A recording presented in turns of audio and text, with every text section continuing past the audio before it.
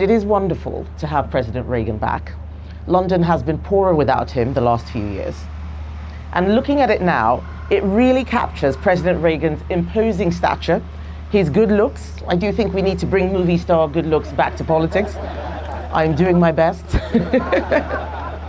But not many people know that I actually lived for a while in Omaha, Nebraska, when President Reagan was president. Between 1985 and 1986, I was in first grade at Boyd Elementary, and I still have recollections of what an icon President Reagan was. There are so many profound events which happened during that time. As a 6-year-old, I remember when the Challenger rocket ship blew up. Being at school that day, we were all excited hearing about it. We knew that there was a teacher on board. We watched it at home. We watched it take off, only to see the tragedy unfold right before our eyes. And while I don't remember what he said, I do still have very vague memories of him giving a speech, which I know that Peggy Noonan had more than a little to do with. But he was someone who actually really spoke to the nation in a way that they understood, a character trait which I think is being lost in modern day politics. So yes, I did live in the US. I still remember most of the words of the Star-Spangled Banner. I cannot remember the Pledge of Allegiance. That's probably for the best. But it is a real privilege to be standing here as someone who is a huge fan of the United States and being the one to help unveil this statue in the centenary week of Margaret Thatcher's birth. She would have been 100 this week on Monday. And for those of you who are fans of the show The Office, another great American-British collaboration, there is a great quote from Andy. Andy says, "I wish there was a way to know that you're in the good old days before you've actually left them."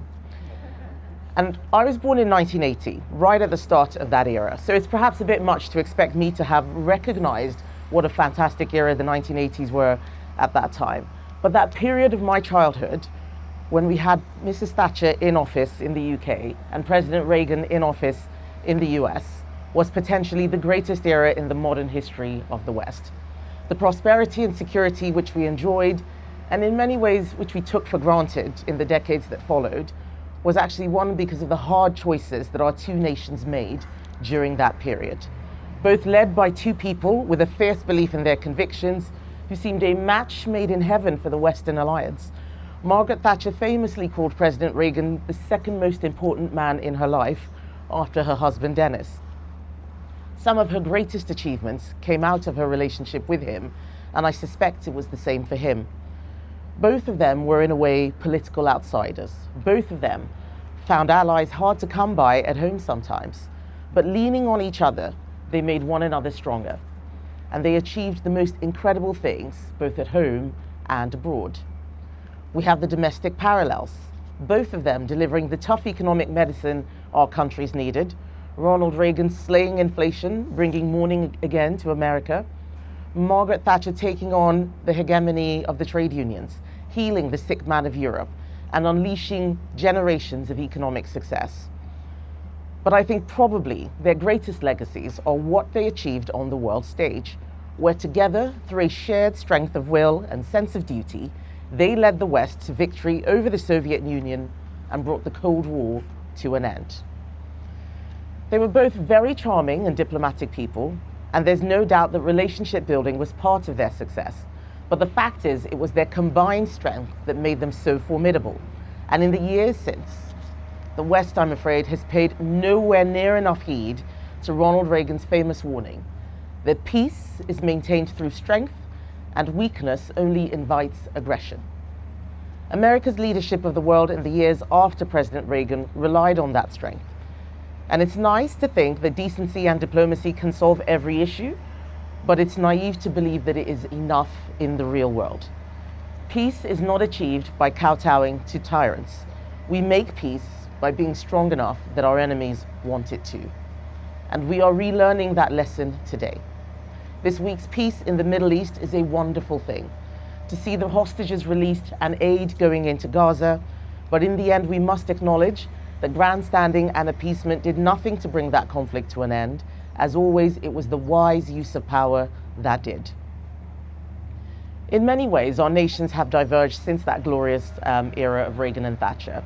I think that there is a lot that Britain could learn from America today, not just from the US leadership on show in the Middle East this week, but in some ways, or in some of the ways rather, that you have upheld the principles that President Reagan governed by. Right now, America has some of the cheapest energy in the developed world, powering the industries of the future. We want to see our resources in the North Sea used in the same way. America has a culture of risk-taking and entrepreneurialism. We tend to be a bit more reserved when it comes to giving things a go, but we know that Americans are much more likely than Brits to believe President Reagan when he said that government is not the solution to our problem, government is the problem. And my favorite ever quote from Reagan, and I suspect many others too, is that the 9 most frightening words in the English language are "I'm from the government and I'm here to help." I'm actually heading to the US this afternoon. I'm going to the Thomas Sowell conference in San Francisco hosted by the Hoover Institute to learn some of the lessons about what the US is getting right. I think that there is time for us.